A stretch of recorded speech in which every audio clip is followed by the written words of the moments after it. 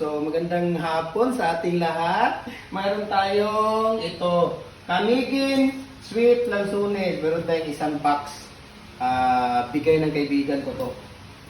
No? Kasama sa pag-deliver nila ng Kuko Number. So binigyan nila ako ng Lansunes.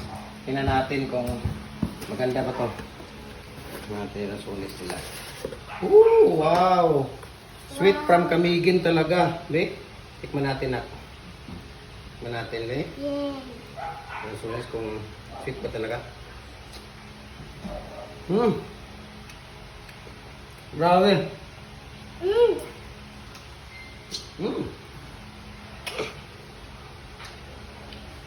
Ang tamis talaga pag Lansunes talaga ng Kamigin, promise. Ayan. So, bigyan natin ito sa ano doon sa 10/10. San Agustin. Tapos lagyan niya, bigyan natin doon sa The rate Balulang. is 10/10. Ang tamis? Oh. Dito. Dito.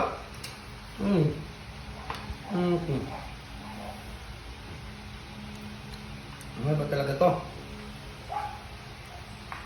Ano daw pagka yung hinog mismo ng Lansunes, ano siya? Ikot-ikot mo yun.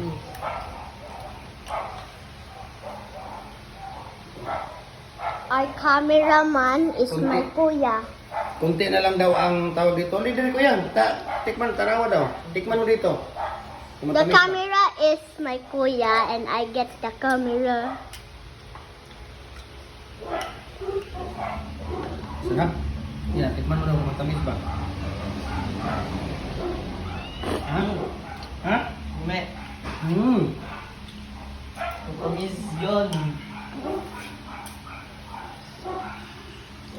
Pag yung Lansunes daw ano,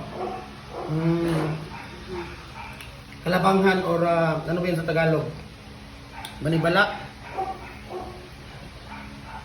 Marami pa daw uric pero pagka ano na daw, yung talagang hinog na talaga siya, kunti na lang daw ang uric, ewan ko lang. Hindi naman tayo doktor. Okay. Hindi naman tayo scientist.